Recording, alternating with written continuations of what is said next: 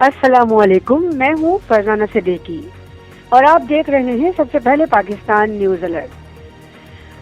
آج اہم ترین خبروں کے ساتھ ایک بار پھر حاضر خدمت ہوں۔ سائمہ بلڈر جائیداد کیس۔ جی ہاں، Saima builder and development case کے حوالے سے عدالت نے فریقین کو سائمہ کا نشان نام اثاثوں کے استعمال و منتقلی سے روک دیا۔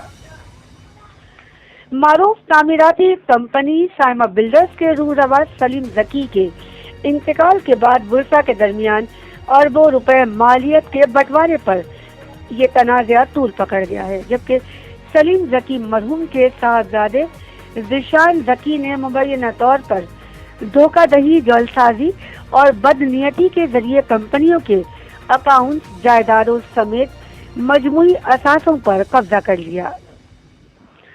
تفصیلات کے مطابق مرحوم کی 2 بیویوں سمیت قانونی ورثاء نے ایک دوسرے کے خلاف عدالت سے رجوع کر کے تمام اثاثہ جات کی قانونی اور شرعی تقسیم پر 100 ارب روپے مالیت کی استدعا کی ہے، جس پر عدالت نے حکم نامے کے ذریعے تمام فریقین کو سائمہ کا نشان نام تمام منقولہ اور غیر منقولہ اثاثوں، لیز، سب لیز کی منتقلی سے روک دیا۔ باخبر ذرائع کے مطابق معروف تعمیراتی کمپنی سائمہ بلڈرز کے رہنما سلیم ذکی کے انتقال کے بعد ورثاؤں کے درمیان اربوں روپے مالیت کے بٹوارے پر تنازع طول پکڑ گیا ہے، جبکہ سلیم ذکی مرحوم کے صاحبزادے ذیشان ذکی پر یہ الزام ہے کہ انہوں نے مبینہ طور پر دھوکہ دہی، جعلسازی اور بدنیتی کے ذریعے کمپنیوں کے اکاؤنٹس، جائیدادوں سمیت مجموعی اثاثوں پر بھی قبضہ کر لیا ہے۔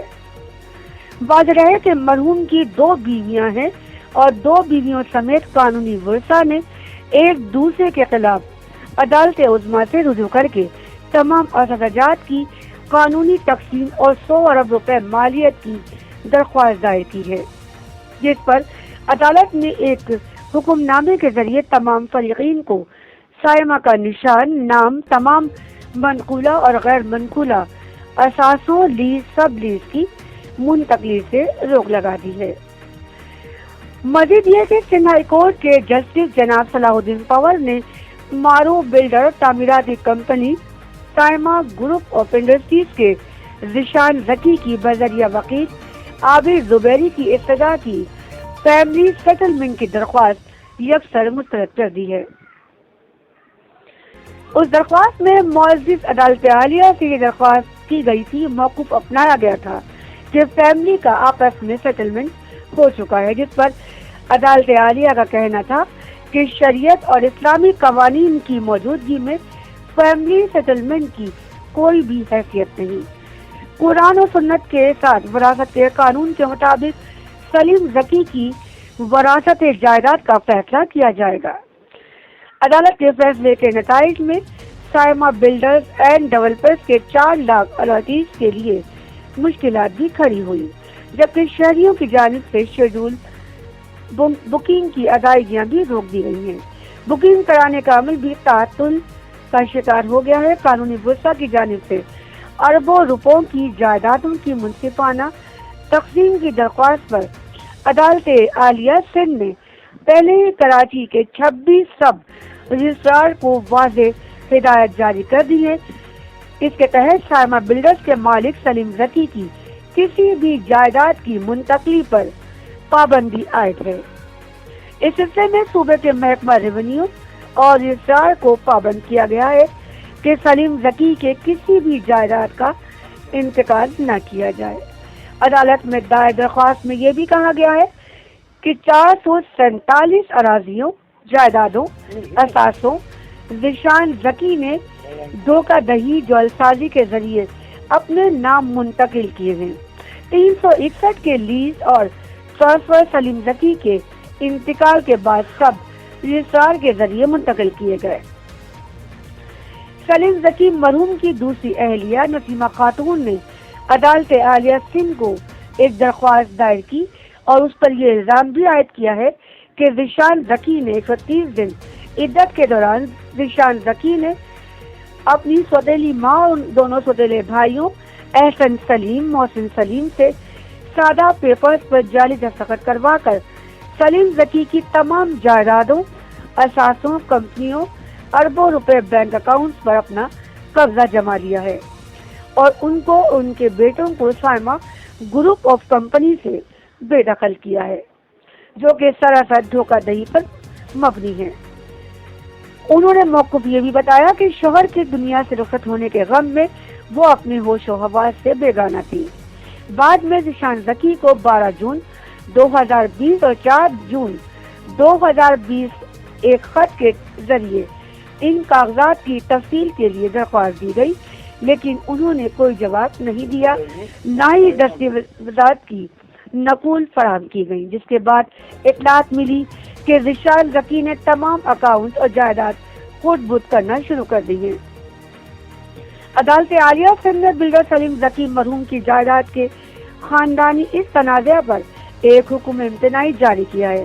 عدالت سے ذیشان ذکی کو منتقل ہونے والی 10 گاڑیاں، 15 کروڑ روپے مالیت کے پرائز بانڈ، سونا، قیمتی گھڑیاں، 3 بینک اکاؤنٹس، 55 مکمل منصوبے، 28 زیر تعمیر منصوبے، 4 ابتدائی منصوبوں سمیت مجموعی طور پر 86 منصوبوں کی فہرست اور ریکارڈ کی چھان بین کرنے کی درخواست کی گئی ہے، جبکہ 38 مختلف تعمیراتی کمپنیوں اور ذیشان ذکی کے 8 بینک اکاؤنٹس، 4 لگژری فلیٹس، 1 ارب 60 کروڑ روپے کے شیئر کے علاوہ مبینہ منی لانڈرنگ کے ذریعے بھاری رقوم بیرون ملک منتقل کرنے اور ذیشان ذکی کا نام ایگزٹ کنٹرول لسٹ میں شامل کرنے کی درخواست بھی دائر کی گئی ہے۔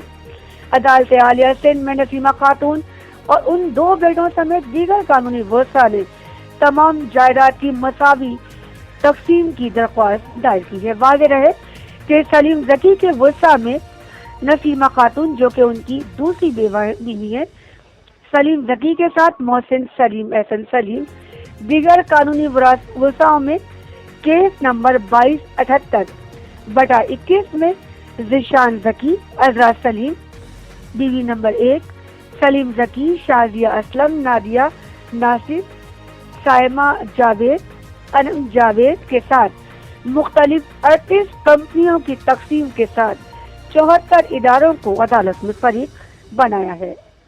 درخواست میں منصفانہ تقسیم، اعلان، منسوخی، قبضہ، عمل درآمدگی، تمام جائیداد و اثاثات، شیئرز، منافع اکاؤنٹس کی ادائیگی، 100 ارب روپے مالیت اور نقصانات کی وصولی کی بھی استدعا کی گئی ہے۔ مزید یہ واضح رہے کہ سلیم ذکی کا انتقال 6 نومبر 2018 میں ہوا تھا۔ انہوں نے سائمہ گروپ اور اپنی خدمات کے ذریعے ہاؤسنگ انڈسٹریز میں اپنے نام کا سکہ جمایا۔ مرحوم سلیم ذکی کراچی کی ہی کاروباری اہم شخصیات کے پارٹنر نہیں تھے، بلکہ وہ آباد کے وائس چیئرمین بھی موجود تھے۔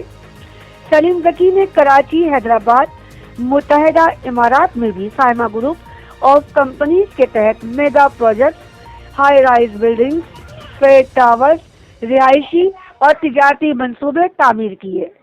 یاد رہے کہ ان عدالتی کارروائیوں کی وجہ سے سائمہ بلڈرز کے کاروباری مفادات کو زبردست اور بھاری نقصان اور دھچکا پہنچا ہے، اور بکنگ کرنے والے جائیداد کی منتقلی کے حوالے سے شدید پریشانی اور مشکلات کا شکار ہو گئے ہیں۔ سائمہ بلڈرز جائیداد کیس کی پہلی تاریخ اب 14 جنوری 2022 عیسوی مقرر کی گئی ہے۔ ایک دوسرے کیس نمبر 2278/21 کی تاریخ 23 نومبر 2021 کو سماعت کے لیے رکھی گئی ہے، جبکہ ذیشان ذکی نے عدالت میں کیس نمبر 1522/2020 CP پہلے ہی درج کروا دیا تھا، جس میں عدالت نے یہ حکم امتناعی جاری کیا گیا ہے۔ اب خبروں میں آگے بڑھتے ہیں۔ انتہائی اہمیت کی حامل یہ خبر، وفاق کے تحت میگا K4 ڈیزائن مکمل سندھ حکومت کی منصوبے پر طوالت کے کئی راز افشا۔ جی ہاں، Karachi national wire and power development authority यानी कि वापडा ने कराची के मेगा प्रोजेक्ट K4 का डिजाइन 15 नवंबर 2021 तक मुकम्मल होने का ऐलान कर दिया है। PC1 की तैयारी और मंजूरी के बाद नए साल जनवरी या फरवरी में मंसूबे की तामीरात का आगाज होने का इम्कान जाहिर किया जा रहा है। वापडा के chairman lieutenant general retired Muzammil Hussain का कहना है कि K4 मंसूबे में डिजाइन के साथ बाज़ तकनीकी मसाइल थे जिनको दुरुस्त किया जा रहा है। मुजम्मिल हुसैन ने hydro planning power project south के साथ मंसूबे की तफसीली जायजा इजलास के बाद बातचीत करते हुए कहा कि मंसूबे पर अमल दरामद से कबल तमाम बारीकियों का जायजा लिया जाएगा, जबकि इस अमल की तस्दीक कंसल्टेंट कंपनी और वापडा हुकाम ने भी की है। याद रहे कि 650 मिलियन गैलन योमिया पानी के अजीम मंसूबे K4 का आगाज 2007 में हुआ था। इस मंसूबे में ताखीर के बायस वजीर आजम पाकिस्तान इमरान खान ने Karachi water and sewerage board से हुकूमत से लेकर वापडा यानी वफाक की ज़ेर निगरानी अक्टूबर 2020 में दे दिया था। सिंध हुकूमत की जानिब से बिला जवाज तातुल के नतीजे में मंसूबे की तामीरात के लिए मुख्तस 11.75 अरब रुपए ज़ाय हुए। इतलात है कि मंसूबे की तामीरात के लिए तवील कनाल की खुदाई भी कर दी गई है। अब मंसूबे के तमाम अखराजात वफाकी हुकूमत खुद अदा करेगी। इससे पहले वफाक और सिंध इस मंसूबे पर मसावी रकम खर्च कर रहे थे। इस मंसूबे के पहले मरहले में 260 MGD पर अखराजात का तखमीना तकरीबन 25 अरब रुपए लगाया गया था, जो अब 150 अरब रुपए तक बढ़ जाने का अंदेशा जाहिर किया जा रहा है। बाखबर ज़राए के मुताबिक नए डिजाइन में मंसूबों के रूल्स में बाज़ तब्दीलियों के साथ ओपन कनाल के जरिए पानी का मंसूबा तर्क कर दिया गया है। 3 कनाल के बजाय अब पाइपों के जरिए पानी का मंसूबा तैयार किया गया है। इसकी लंबाई तकरीबन 127 किलोमीटर से कम होकर 108 किलोमीटर रह गई है और बरास्ता कैंचर झील दरियाए सिंध से कराची तक पानी पाइप के जरिए पहुंचाया जाएगा।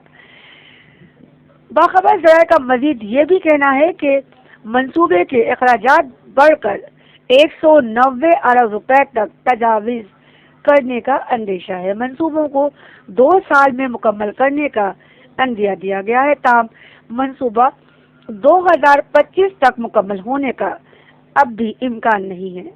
ज़राए के मुताबिक वापडा ने मंसूबे की consult company techno consult international को 1 अरब 18 करोड़ रुपए में मंसूबे K4 का ठेका दिया है। टेक्नो कंपनी के बशीर लाखानी ने मीडिया को बताया कि डिजाइन तैयार कर लिया गया है और डिजाइन की मजीद नोक परख दुरुस्त की जा रही है, ताहम उसे जल्द मुकम्मल करके वापडा के सुपुर्द कर दिया जाएगा, जिसके बाद डिजाइन नक्शे की मंजूरी और PC1 की तैयारी काम मुकम्मल हो जाएगा। प्लानिंग डिवाइस डिवीजन से मंजूरी के बाद मंसूबे की तामीरात का आगाज कर दिया जाएगा। ये भी उम्मीद जाहिर की जा रही है कि नए साल के अवाइल में K4 पर काम शुरू होगा। बाखबर ज़राए का मजीद ये भी कहना है कि मंसूबा 2 साल में मुकम्मल करने का टारगेट दिया गया है। मजीद ये कि उधर वापडा हुकाम का कहना है कि डिजाइन और नक्शे में तब्दीली की गई है, जिसमें 20 किलोमीटर फासला कम हुआ। वाज़ेह है कि पानी के मंसूबे K4 में 11,396 एकड़ सरकारी अराजी जबकि 1,053 एकड़ अराजी प्राइवेट जमीन हासिल की जाएगी, जिनमें सिर्फ 70 खातादारों ने अदालत आलिया से रुजू किया है। ज़राए का कहना है कि काबलजी उस्मानी एंड कंपनी को कंसल्टेंसी ठेका 59 करोड़ 98 लाख 66,000 रुपए में दिया गया था। इधर इस मंसूबे के 21 रूल्स की तब्दीली से अरबों रुपए कमीशन और किक बैक वसूली का इल्जाम भी लगाया जाता रहा है। कहा जा रहा है कि तमाम रूल्स की तब्दीली सिंध हुकूमत की मंशा और मर्जी पर की गई थी, जबकि बोगस स्टडीज اور سروے کے نام پر مبینہ طور پر دھوکہ، فراڈ اور جعل سازی اس کنسلٹ عثمانی اینڈ کمپنی نے منصوبے کے ساتھ کی، جس کے نتیجے میں کراچی کے 3.5 کروڑ کی آبادی پر ظلم ہوا۔ کینجر جھیل سے مقام سے پانی لینے کی منظوری دی گئی تھی، اچانک پلان بی پر منتقل ہونے اور کانٹریکٹ ڈبلیو کے بعد سندھ حکومت کی جانب سے منصوبے پر بلا جواز توادت اور اربوں روپے کی مبینہ ہیر پھیر یعنی کرپشن کی کہانی اب منظر عام ہو چکی ہے۔ اب تک کے لیے فی الحال خبروں میں اتنا ہی۔ مزید خبروں، اپڈیٹس، انٹرویوز اور سروے رپورٹس کے لیے دیکھتے رہیے سب سے پہلے پاکستان نیوز الرٹ، اور اپنی میزبان فرزانہ صدیقی کو دیجیے اجازت۔ جاتے جاتے ایک بار پھر یاد دہانی کروا دوں کہ چینل کو سبسکرائب کرنا، لائک کرنا، شیئر کرنا اور اپنی رائے یوٹیوب کمنٹ باکس میں دینا نہ بھولیے گا۔ اللہ نگہبان۔ سب سے پہلے پاکستان۔